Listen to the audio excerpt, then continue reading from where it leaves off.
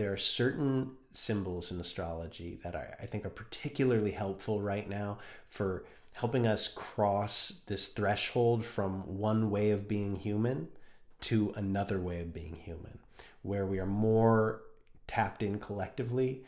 We are more not just conceptualizing our unity and our interconnection, but actually living it, experiencing it. I think that these particular archetypes, which have emerged in the last 50 or so years, they are emerging because there's a readiness in the collective psyche at this time to start facing these energies. And this has always been true with astrology. It's like Uranus, the revolution planet, was discovered during the French Revolution and around the time of the American Revolution and during the Enlightenment. Neptune came during the kind of Spiritism movements in the mid-19th century. Pluto, the planet of power and shadow and death and rebirth and transformation and just real intense shit, came in the 1930s during, the build up to World War II. And within 10 years, we were splitting atoms. So Chiron, which was discovered in the 70s, really came at this time that we were starting to become aware of the impacts of trauma and how that distorts our reality and how we can move through that back toward ourselves. Now, Eris, which is another planet that I'm really keeping an eye on, which is one that is out past Pluto, was discovered in 2005. That's another one that I think is really hypercharged right now, and you can really see its energy at work in the collective psyche. And just like Chiron, it's one that when we go deeply into contemplating its nature can reveal something to us.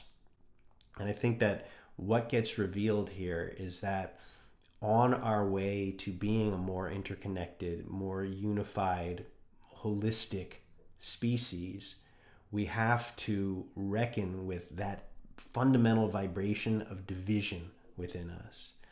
Because as we move toward wholeness and oneness and interconnection among ourselves, we have to recognize and embrace our diversity.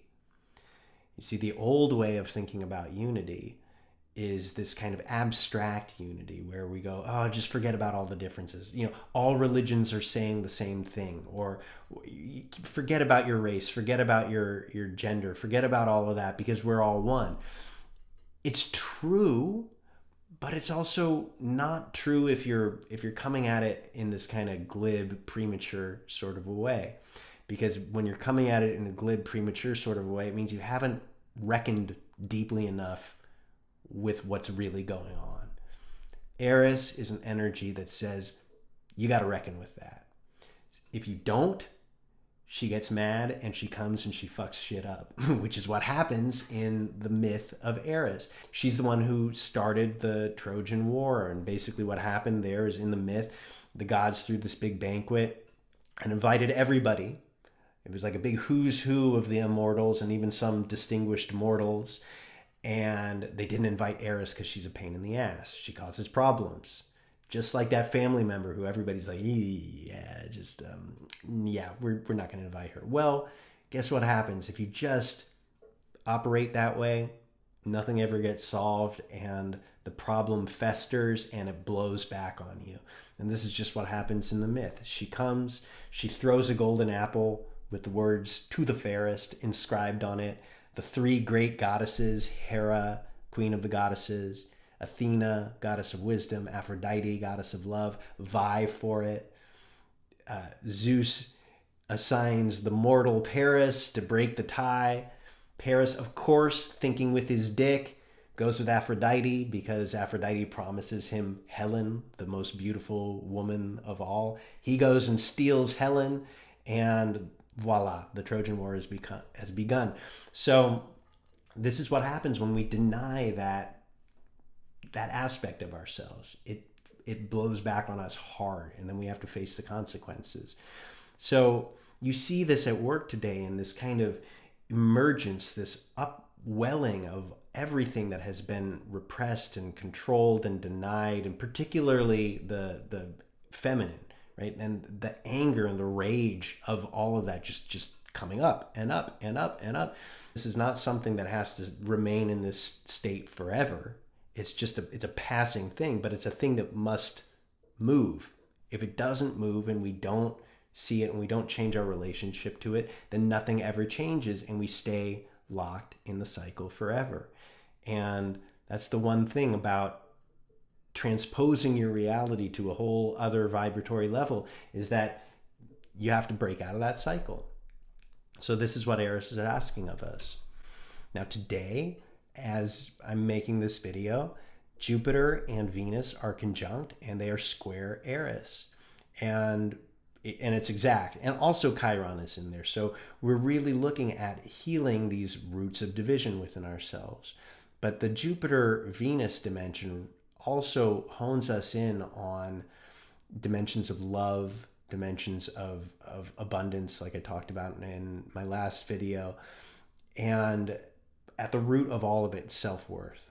So these symbols are basically saying that right now the cosmic weather is supporting you to go in and really feel, not just think about, but feel the ways in which your self-worth has been compromised, the ways in which, if we think with Eris now, the ways in which division and conflict have been kind of always growing like weeds where we want love to be.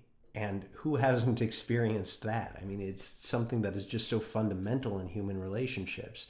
When you look at the shit that loved ones put each other through, how mean and rude and contemptuous families can be with each other, or partners can be with each other in ways that they would never be with strangers.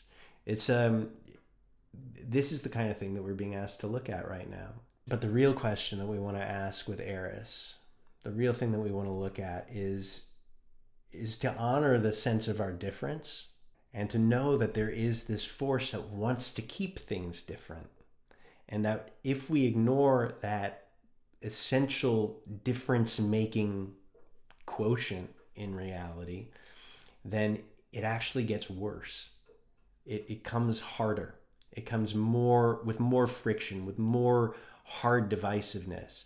So we're really being taught through this energy to learn to embrace diversity in a different way. You see, if we really understood the purpose of diversity, if we understood that real unity doesn't exist without diversity, that there's this completeness that we're looking for in reality, then we would understand it's perfectly okay for people to look at the world in a different way than I do, to like different things than I do, to think what I think is beautiful is ugly, to whatever it is.